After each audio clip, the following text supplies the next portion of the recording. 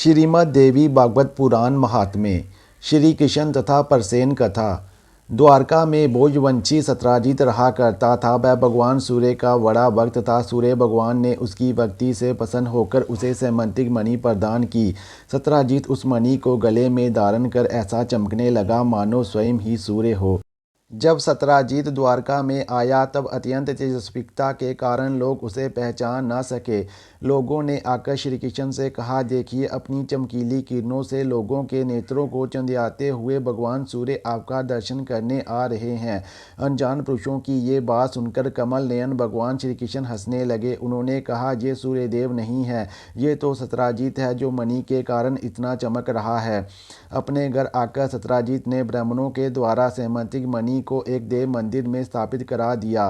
वह मणि प्रतिदिन 8 किलो सोना दिया करती थी और जहाँ पूजित होकर रहती थी वहाँ दुर्भिक्ष, महामारी, ग्रह पीड़ा, सर्पभय, मानसिक और शारीरिक व्यथा तथा मायावियों का उपद्रव आदि कोई भी अशुभ नहीं होता था। एक बार भगवान श्री कृष्ण ने सत्राजित से प्रसंगवश कहा, तुम अपनी मणि राजा उग्रसेन को दे दो, परंतु वह इतना अर्थलोलुप व लोभी था कि भगवान की आज्ञा का उल्लंघन होगा इसका कुछ भी विचार न करके उसे अस्वीकार कर दिया। एक दिन सत्राजित के भाई परसेन ने उस मणि को अपने गले में धारण कर लिया और घोड़े पर सवार होकर वन में शिकार खेलने चला गया।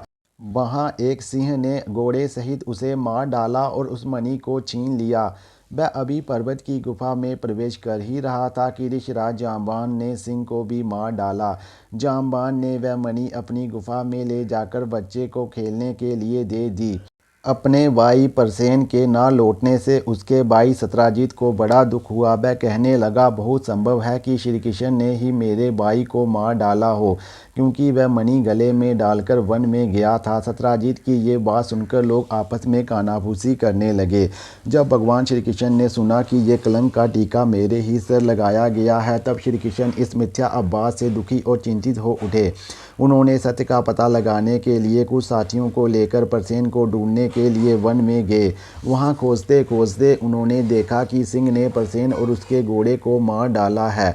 वह लोग सिंह के पैरों के चिन्ह देखते हुए आगे बढ़े। तब उन लोगों ने देखा कि पर्वत पर एक ऋषि ने सिंह को भी मार डाला है। भगवान श्री कृष्ण ने सब लोगों को बाहर ही बिठा दिया और अकेले ही घोर अंधकार से भरी हुई ऋषिराज की भयंकर गुफा में प्रवेश किया। भगवान ने वहां जाकर देखा कि श्रेष्ठ मणि सैमंती को बच्चे का खिलौना बना दिया गया है। वह उसे हर लेने की इच्छा से बच्चे के पास जा खड़े हुए। उस गुफा में एक अपरिचित मनुष्य को देखकर बच्चे की दाई भयभीत होकर चिल्ला उठी। उसकी चिल्लाहट सुनकर परम बली ऋषिराज जाम्बान क्रोधित होकर वहां दौड़े आए। जाम्बान उस समय क्रोधित हो रहे थे, इसलिए उन्हें भगवान श्री कृष्ण की महिमा और उनके प्रभाव का पता न चला। जाम्बान उन्हें एक साधारण मनुष्य समझकर युद्ध करने लगा। पहले तो उन्होंने अस्त्र शस्त्रों का प्रहार किया, फिर चिलाओं का। इसके बाद वह वृक्षों को उखाड़कर एक दूसरे पर फेंकने लगे। अंत में बाहु युद्ध होने लगा। वह आपस में 28 दिन तक बिना विश्राम किए लात घूंसों से लड़ते रहे। अंत में भगवान श्री कृष्ण के घूंसों की चोट से जाम्बान के शरीर की एक एक हड्डी टूट फूट गई। तब जाम्बान ने अत्यंत चकित होकर कहा, मैं जान गया हूँ कि आप ही समस्त प्राणियों के स्वामी भगवान विष्णु हैं। प्रभु, मुझे सम्मान है, आपने अपने नेत्रों में तनिक सा क्रोध का भाव लेकर तिरछी दृष्टि से समुद्र की ओर देखा था तो समुद्र ने आपको मार्ग दे दिया था। तब आपने उस पर सेतु बांधकर लंका विध्वंस किया था। आपके बाणों से कट कट कर राक्षसों के सिर पृथ्वी पर लौट रहे थे। अवश्य ही आप मेरे वही श्री राम श्री कृष्ण के रूप में आए हैं। जब जाम्बान ने भगवान को पहचान लिया तब कमल नयन श्री कृष्ण ने अपने परम कल्याणकारी शीतल कर कमलों को उनके शरीर पर फेर दिया। इससे जाम्बान का शरीर ठीक हो गया। श्री कृष्ण ने जाम्बान से कहा, हम मणि के लिए तुम्हारी इस गुफा में आए हैं। इस मणि के द्वारा मैं अपने ऊपर लगे झूठे कलंक को मिटाना चाहता हूँ। भगवान के ऐसा कहने पर जाम्बान ने आनंदपूर्वक उनकी पूजा करने के लिए अपनी कन्या जामवंती को मणि के साथ उनके चरणों में समर्पित कर दिया। भगवान श्री कृष्ण अपने जिन साथियों को गुफा के बाहर छोड़ आए थे उन्होंने 12 दिन तक उनकी प्रतीक्षा की, परंतु जब उन्होंने देखा कि वह गुफा से बाहर नहीं निकले तो वह अत्यंत दुखी होकर द्वारका को लौट गए। द्वारका में जब माता देवकी, पत्नी रुक्मणी, पिता वासुदेव जी और अन्य संबंधियों और कुटुंबियों को मालूम हुआ कि श्री कृष्ण गुफा में से नहीं निकले, तब उन्हें बड़ा दुख हुआ। सभी द्वारकावासी अत्यंत दुखी होकर सत्यजित को भला बुरा कहने लगे और भगवान श्री कृष्ण की प्राप्ति के लिए महामाया दुर्गा देवी की शरण में गए और उनकी उपासना करने लगे। उनकी उपासना से दुर्गा देवी प्रसन्न हुई और उन्होंने आशीर्वाद दिया। उसी समय उनके बीच में मणि और अपनी नववधू जावंती के साथ सकल मनोरथ होकर श्री कृष्ण सबको प्रसन्न करते हुए प्रकट हो गए। सभी द्वारकावासी श्री कृष्ण को पत्नी के साथ और गले में मणि दान किए हुए देखकर इस प्रकार परमानंद में मग्न हो गए मानो कोई मरकर लौट आया हो।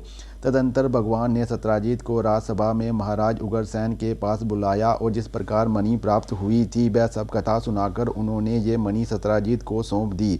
सत्यजित अत्यंत लज्जित हो गया। मणि तो उसने ले ली परंतु उसका मुख नीचे की ओर लटक गया। अपने अपराध पर उसे बड़ा पश्चाताप हो रहा था। किसी प्रकार वह अपने घर पहुंचा। उसके मन की आंखों के सामने निरंतर अपना अपराध नाचता रहता। बलवान के साथ विरोध के कारण वह भयभीत हो रहा था। अब वह यही सोचता रहता कि मैं अपने अपराध का मार्जन कैसे करूं, मुझ पर भगवान श्री कृष्ण कैसे प्रसन्न हों, मैं ऐसा कौन सा काम करूं जिससे मेरा कल्याण हो और लोग मुझे कोसे नहीं। सचमुच मैं अदूरदर्शी और क्षुद्र हूँ। धन के लोभ से मैं बड़ी मूर्खता का काम कर बैठा। अब मैं रमणियों में रतन के समान अपनी कन्या सत्यभामा और वह सैमंतिक मणि दोनों को ही श्री कृष्ण को दे दूं। ये उपाय बहुत अच्छा है। इससे मेरे अपराध का मार्जन हो सकता है। इसके अतिरिक्त और कोई उपाय नहीं है। सत्यजित ने अपनी विवेक बुद्धि से ऐसा निश्चय करके स्वयं ही इसके लिए उद्योग किया और अपनी कन्या तथा सैमंतिक मणि दोनों को ही ले जाकर श्री कृष्ण को अर्पण कर दी। सत्यभामा शील, स्वभाव, सुंदरता, उदारता आदि सद्गुणों से संपन्न थी।